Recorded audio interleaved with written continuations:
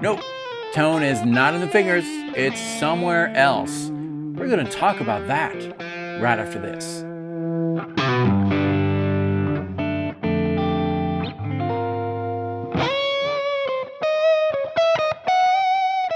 Hello, my name is David Wallum and welcome to this channel, which is all about helping guitar players around the world find their voice on the instrument to tell their own personal musical story. And we're going to talk about tone today. We're going to talk about tone, and tone is not from the fingers. It's not from the amps or the modeling units that you have. No, it's so much more than that.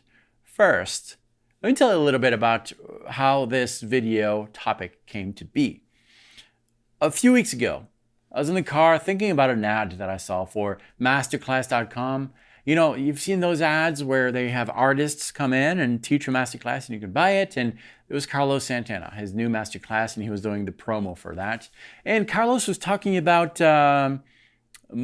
spirituality and outcome. And when you play this one note, ooh, you better watch out. I don't know if you've seen that ad. Anyways, I told you about the ad now, so you don't have to watch it. But I was thinking, what? What are you talking about, Carlos? Carlos, if you're watching this video, oh my gosh, you're watching this video. But if you are so right, man. All right, so I was just driving in my car thinking about all that and all right, thinking there has to be something to it. And that led me on this path, and here it is. All right, so you've heard it before, right? Tone is in your fingers. It's partly true, but let's start with the absolute end of the musical idea, which really, it's not really the end. Maybe that'll be the topic for a different video, but consider what you're hearing right now.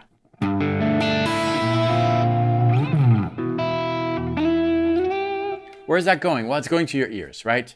Your ears. Then it actually continues traveling. That's the topic for the next video. But your ears, we're going to consider your ears to be the end results. Okay, so this is going in your ears. Before that are your speakers. Okay, so two components right now. Ears, speakers. Or actually, ears, speakers, right? The musical idea is traveling from the speakers to your ears. What's before the speaker? Well, the preamp or your amplifier. In this case, it's my Axe-Fx. And within the Axe-Fx, there's a whole different system too. There is, starting with noise gate, compressor, the signal chain, right? So the idea is actually traveling through not just the preamp, the cab, and your ears, but through the preamp, the noise gate, the compressor, the distortion, this. It's all traveling all through that. Okay. Back up. What's before that? Well, the cable. Back up, pickups. Back up, strings. Back up, fingers. And usually that's why people say tone starts with your fingers and really the tone comes from the fingers. No. There's something before that, before your fingers. What's before that? Well, take a look at this. If I'm playing a note here, or notes here, that idea came through all these different steps that we just talked about, right? Before my fingers, which make the contact with the strings, are my tendons, my muscle, my blood, my whole body is involved here. So if I'm tired in the morning, I don't have much strength, well, that idea is going to start from these muscles. Not much strength. If I'm energetic,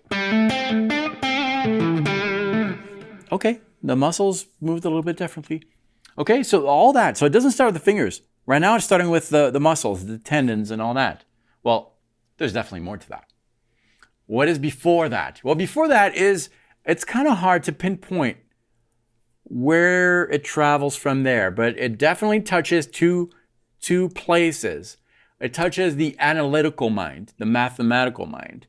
That's where what allows you to understand or hear or perceive that you as the player that that when you're playing something over something else, like got a low E. Okay, whatever you're playing, that on top of that has that sound. You're thinking intervals. You're thinking, oh, that's tensed. You're thinking, that's beautiful. All those things. That's the mathematical mind. And within that, we're talking about theory, modes, intervals. All those things are important. But there's another place too, and we'll call that the spiritual space, for lack of a better word. Your whole musical being. That's what a good example is. You're walking in the street, and then you're happy, and la la la la la la la la. You're singing, maybe not out loud, but in your head. Well, that la la la la la, it didn't come from the mathematical equation. It didn't come from your fingers. You don't have a guitar. It didn't come from your tongue. It came from that spiritual place, experience. Okay. That's where all the stories come from, the emotional part. If you're playing a blues and you're playing a gig, well, it might sound like this. But if you're playing the blues alone in your house because your significant other left you, you lost your job, well, it might sound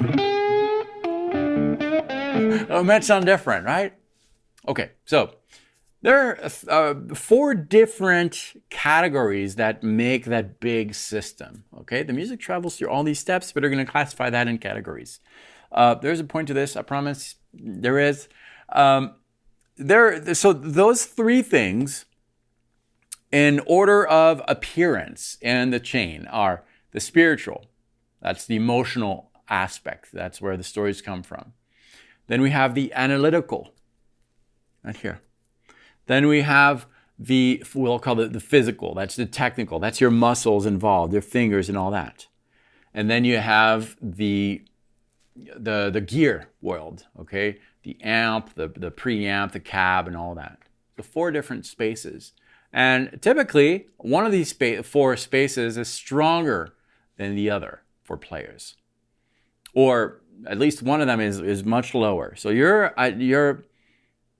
in order to be a mature musician, you want all 4 to be, kind of leveled. If one is way down, move it up a little bit, and that will serve the other. So for me, this aspect right here, everything that's behind me, that is the 4th point of contact. That's all the gear. I'm going into the XFX. It could go through the Boogie, the Rev, the Paul Reed Smith, any of these amp things, or even software. All that stuff, that's my lowest. I'm not very good at creating tones. So I use factory presets, which is not really a good thing because my music is, there's a component that I'm not really mastering. I'm kind of slave to those presets. So that means, that I need to study a little bit. How can I take a compressor and make it serve what I want? So that serving thing is very important, I think. What you want to do is to have each of the 4 components serve each other. Because the musical experience, what you're hearing right here, is a combination of all those things. It's not just the fingers. It's those 4 elements. It's the spiritual, the ideas, the experiences, the feeling. It's the analytical, your ability to recognize intervals, modes, and make things fit together. It's the technique, and it's the outcome. If you can have all these 4, and you look at all the greatest, all those 4s are pretty elevated up there. I'm thinking, oh my gosh, there are so many. Just name their hero. I'm not going to name some because all your guitar heroes probably, most likely, they have those 4 things. And people who have stood the test of time. I'm not talking about, that's a fad. He came here because there was something special, maybe a technique or something like that, and he's gone now. Well, the 4 elements were not really up there. And I'm speculating, but that's my thought. Okay, so why am I saying this for you today? What can you take out of this? Nothing. Thanks for watching this video. We'll see. Actually, no, you can take a lot of that. Just think through those things next time you sit down with your instrument. And before even practicing whatever it is you're practicing, Just think about that just a little bit. If you're practicing a lick, ask yourself, is my tone serving that? I don't know, maybe. And if not, well, try to modify it. Maybe start with presets, that's okay. Starting with presets and try. That's overpowering the thing. I'm losing some things to that. Just start with a preset you kind of like.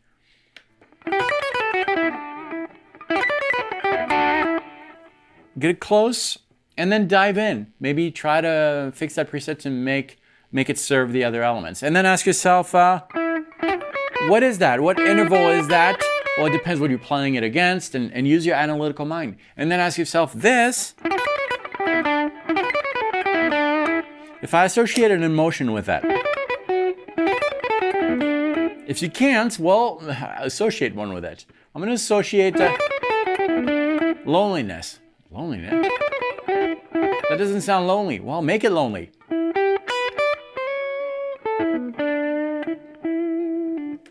Engage all those senses. To help you with that, I prepared a few backing tracks. They're free. All you need to do is visit the link below. It'll take you to a sign-up page if you're not signed up already.